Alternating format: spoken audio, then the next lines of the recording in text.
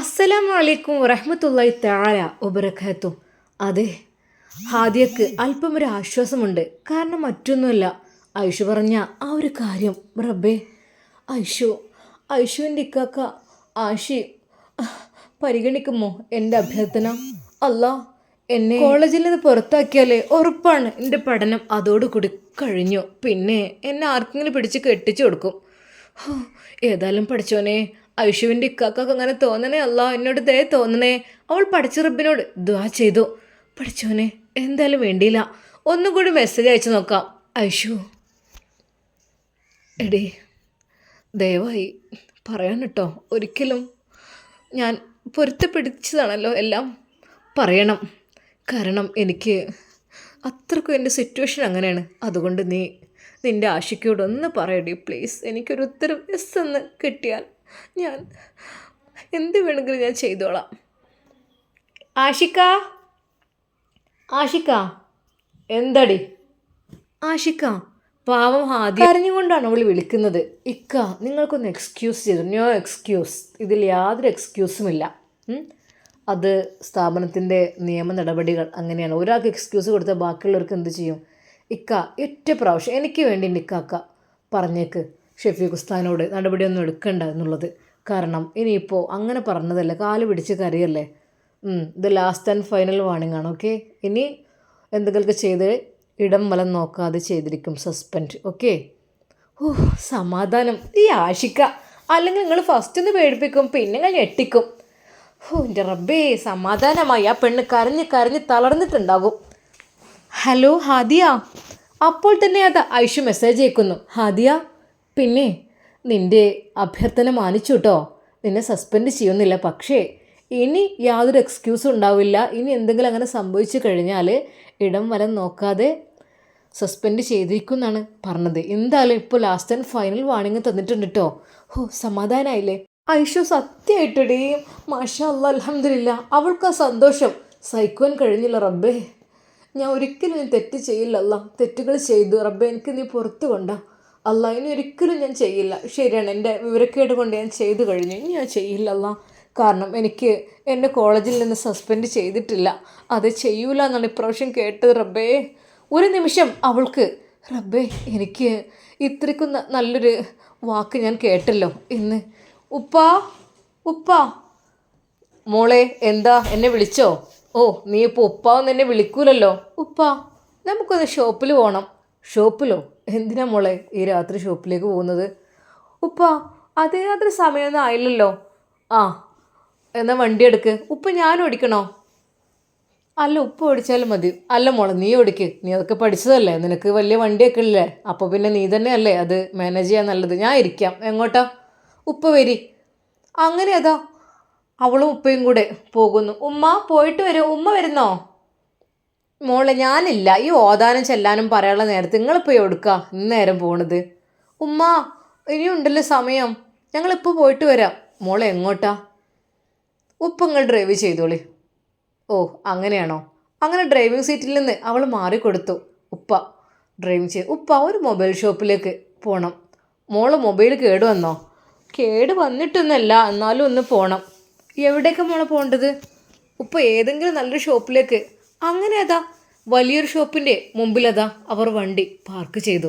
മോളെ, ഫോൺ ഏതെടുക്കുന്നത്? മോളെ ഫോൺ ഇപ്പോൾ അടുത്തല്ല എടുത്തത്, പെട്ടെന്ന് കേട് വന്നോ? അല്ലുപ്പ, അത് മോള് നോക്ക്, എന്നിട്ട് വിളിക്ക്. ഉപ്പ വരി. ഉപ്പ എന്താ വരാതെ? എന്താ സാർ വേണ്ടത്? ഇവൾക്കൊരു മൊബൈൽ ഫോൺ വേണം.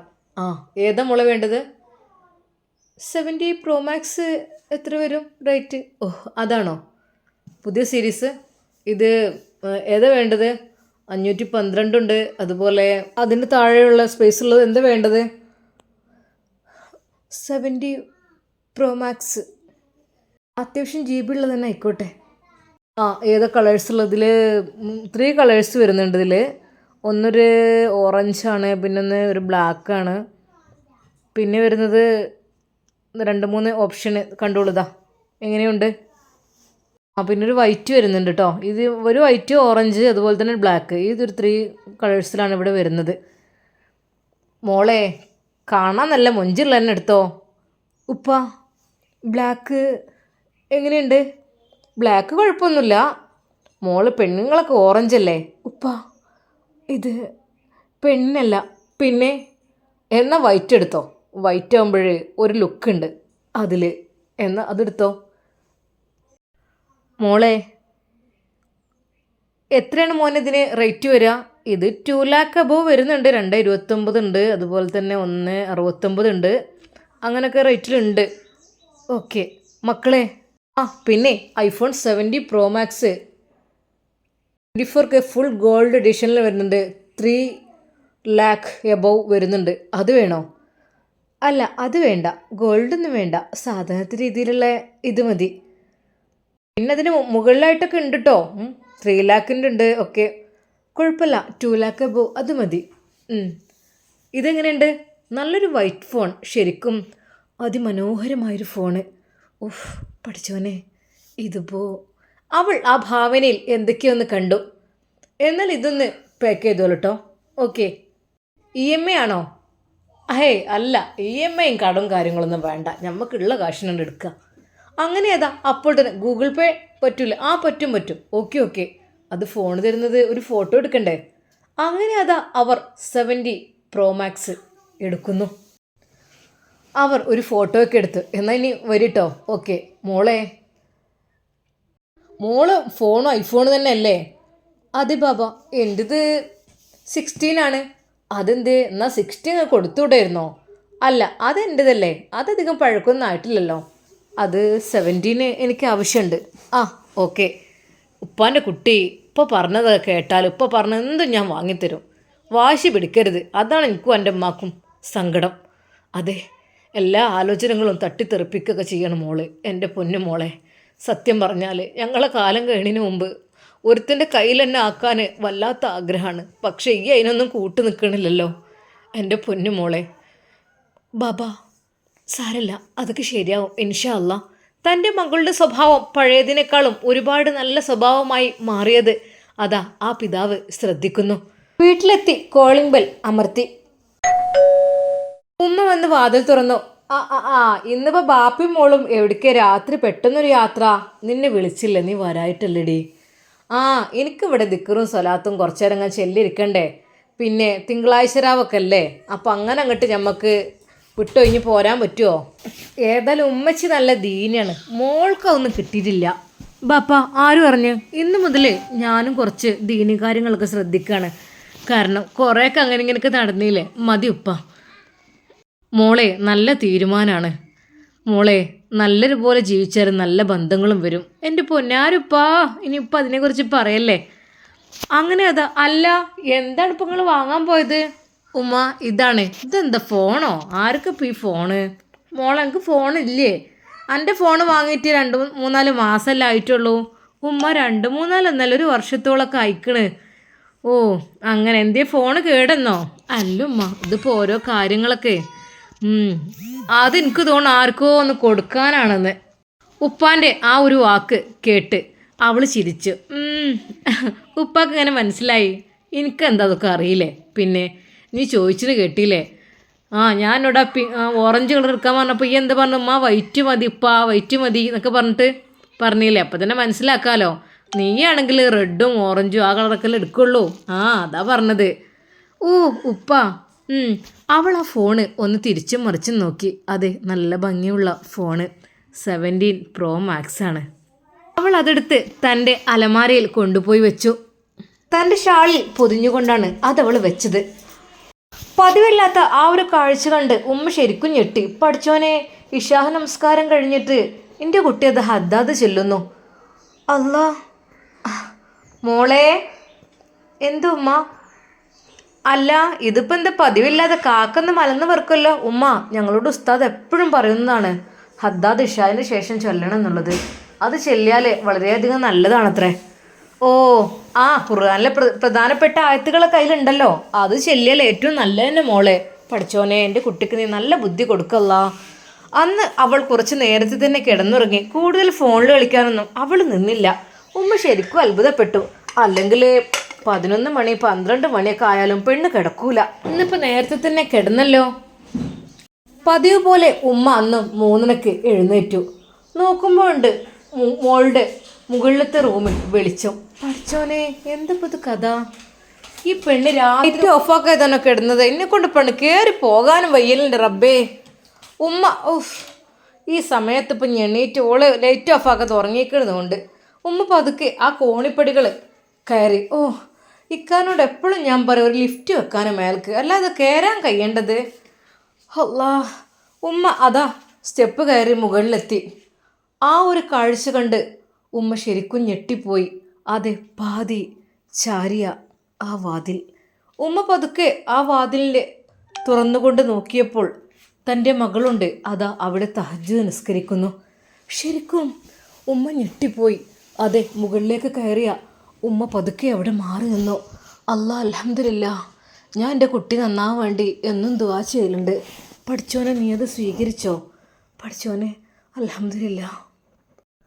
അവൾ നിസ്കരിക്കുകയാണ്. ഉമ്മ പതുക്കെ തന്നെ അതാ അവിടെ നിന്ന് ഇറങ്ങിപ്പോന്നു. തൽക്കാലം ഞാൻ അങ്ങോട്ട് ചെന്നത് അറിയണ്ട. അവൾ നിസ്കാരം കഴിഞ്ഞ് അതാ ഖുർആൻ പാരായണം ചെയ്യുന്ന ആ ശബ്ദം പതുക്കെ താഴേക്ക് ഉമ്മ കേട്ടു. അല്ലാ, എൻ്റെ കുട്ടിയെ നീ നന്നാക്കണേ റഹ്മാനെ.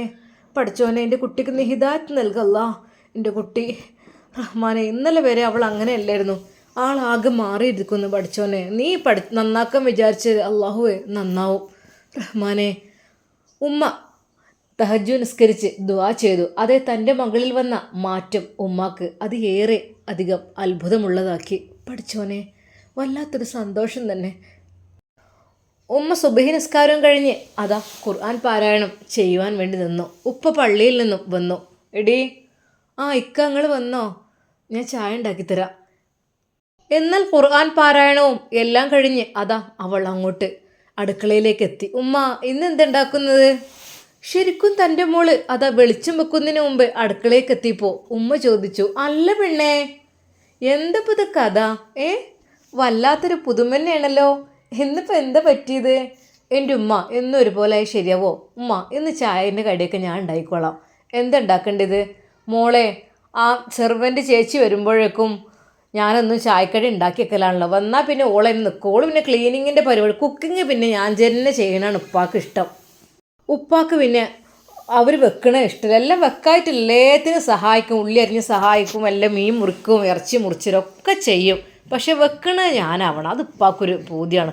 ഉപ്പ പറയും ക്ലീനിങ്ങും കാര്യങ്ങളൊക്കെ ലീല ചേച്ചി ചെയ്തോട്ടെ, ബാക്കിയുള്ളത് ഈ ചെയ്യണമെന്ന് എന്നോട് പറയും. ഉപ്പാക്കൊരു ഇതാണ് ഞാൻ വെച്ച് വിളമ്പി ഉണ്ടാക്കണത്. ഉമ്മ ഇന്ന് ഉമ്മാനെ കുക്കിങ്ങിൽ സഹായിക്കാൻ ഞാനുണ്ട്. പൊന്നു മോളെ, ഉമ്മ ഇന്ന് എന്താ ഉണ്ടാക്കണത്? മോളെ ദോശ ഇടാമെന്ന് വിചാരിച്ചു, അരി അരച്ചീനു. ഉമ്മ തരി, ഞാൻ ചുട്ടോളാം.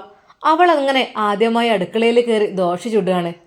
എൻ്റെ പെണ്ണേ, എന്തായാലും ആളുകൾ കാണണ്ട, ഇത്രയും വലിയൊരു പെണ്ണായിട്ട് നീ ദോശ എണ്ണ കോലം ചെറിയ കുട്ടികൾ കാട്ടണ പോലെ. ഉമ്മ അതൊക്കെ ശീലാവൂലേ? അങ്ങനെ 2-3 ദോശ ചുട്ട് കഴിഞ്ഞ് അതെല്ലാം കേടുവന്നു. എൻ്റെ പൊന്നും മുള നടുവിൽ കുറച്ച് ഒഴിച്ചിട്ട് ഇങ്ങനെ കയ്യിലോണ്ട് അമർത്തി ഇങ്ങനെ പിടിച്ച് ഇങ്ങനെ ചുറ്റി കൊടുക്കുക, അല്ലാതെ ഇങ്ങനെ ആക്കുകയല്ല. എൻ്റെ ഉമ്മ അങ്ങനെ അതാ 3-4 ദോശ ഇട്ടപ്പോൾ ഏറെക്കുറെ അവൾക്ക് ശരിയായി. ഇപ്പം കണ്ടില്ലേ, ഇനി എന്നോ ശീലിച്ചാൽ എന്നോ എന്തൊരു കാര്യം അങ്ങനെ തന്നെ. നമ്മൾ എത്രമാത്രം പ്രാക്ടീസ് ചെയ്യണേ അതതിനനുസരിച്ച് നമ്മൾ റെഡി ആയിക്കൊണ്ടിരിക്കുക. എന്തും അങ്ങനെ തന്നെയാണ്. അറിയില്ല എന്ന് പറഞ്ഞ് വിട്ടിക്കണമല്ല. എങ്ങനെയുണ്ട് ഉമ്മ? ഞാൻ ചട്നി ഉണ്ടാക്കാം. അനക്കറിയോ ചട്നി ഉണ്ടാക്കൽ?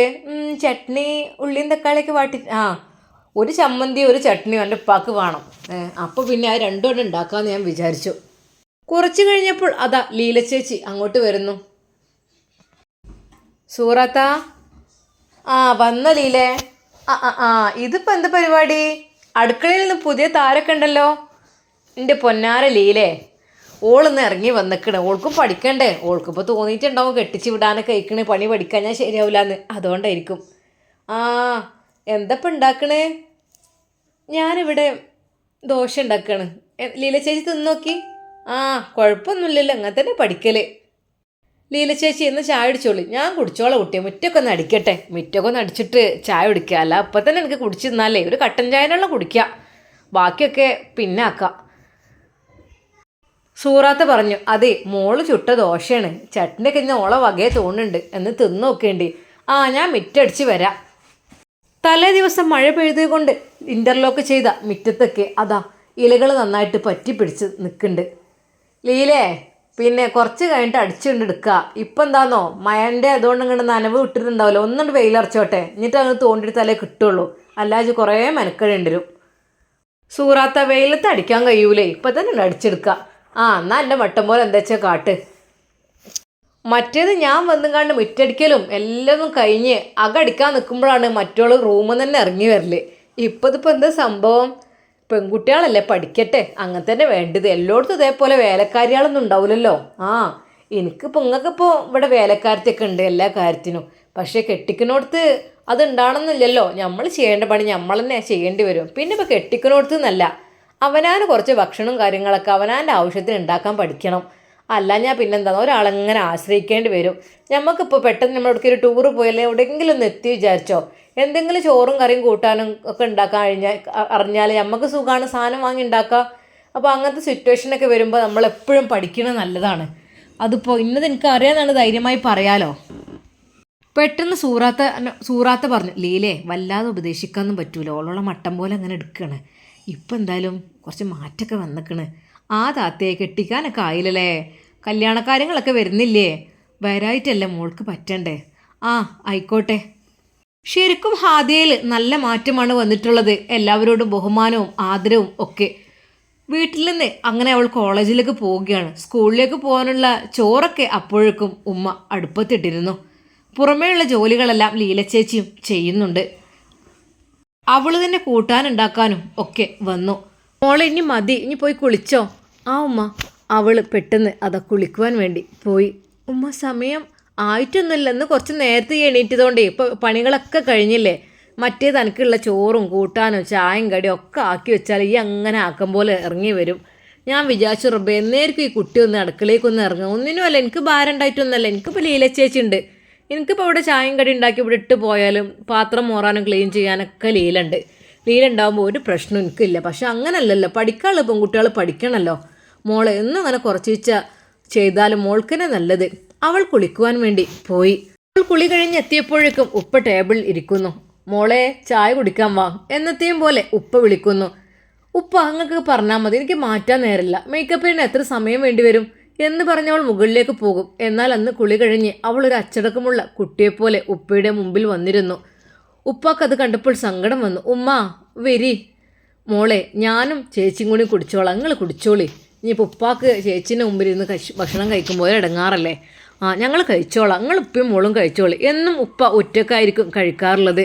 അതെ, അവൾ വേണോ വേണ്ടെന്ന് കരുതി ഒരു ചായ വലിച്ചു കുടിച്ച് ഒരപ്പവും ചീന്തി തിന്ന് അങ്ങനെ പോകും. പക്ഷെ ഇന്നവൾ ഉപ്പയുടെ മുമ്പിൽ അച്ചടക്കമുള്ള കുട്ടിയായി ഇരുന്നു. നല്ല രീതിയിൽ ഉപ്പയുടെ കൂടെ ഭക്ഷണം കഴിച്ചു. ഉപ്പയോട് നല്ല സംസാരങ്ങളെല്ലാം സംസാരിച്ചു. ശരിക്കും ഉപ്പാക്കും തന്നെ വല്ലാത്ത സന്തോഷമായി. തൻ്റെ മകളിൽ വന്ന മാറ്റം അത് എന്തുകൊണ്ടായിരിക്കും എനിക്കറിയില്ല. പെട്ടെന്നൊരു മാറ്റമാണ് തൻ്റെ മകൾക്ക് വന്നിട്ടുള്ളത്. അങ്ങനെ അവൾ കോളേജിലേക്ക് പോവുകയാണ്. എന്നും നല്ല മോഡലിൽ മഫ്തിയും പർദ്ദയൊക്കെ ഇടുമെങ്കിലും കുറച്ചധികം മോഡലിലാണ് പോകാറുള്ളത്. എന്നാൽ ആ കാഴ്ച കണ്ട് ഉമ്മ അന്ന് ശരിക്കും ഞെട്ടിപ്പോയി. മോളെ ഉമ്മ ഞാൻ ഇറങ്ങട്ടത് എങ്ങനെയുണ്ട്? മോളെ മാഷാ അല്ലാ. അതെ, ഹാദിയ അന്ന് ഹിജാബ് ധരിച്ചുകൊണ്ടാണ് സ്കൂളിലേക്ക് പോകുന്നത്. ശരിക്കും ആ ഉമ്മയും ഉപ്പയും ഒന്ന് ഞെട്ടി. മാഷാ അല്ലാ, പഠിച്ചോനെ ഞങ്ങൾ കുട്ടിക്ക് നീ കാത്ത് രക്ഷിക്ക് അല്ലാ. ഉമ്മ പോയിട്ട് വരട്ടെ. അവൾ കാറിൽ കയറി. കാറ് സ്റ്റാർട്ട് ചെയ്യുന്നു. പെട്ടെന്ന്